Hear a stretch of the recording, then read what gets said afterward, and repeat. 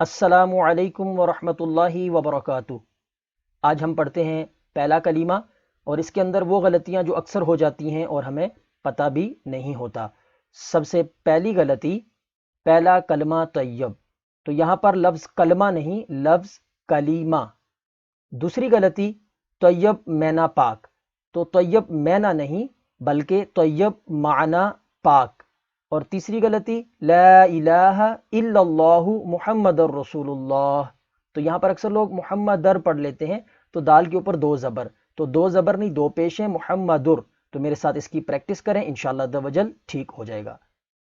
بسم اللہ الرحمن الرحیم، لا الہ الا اللہ محمد رسول اللہ۔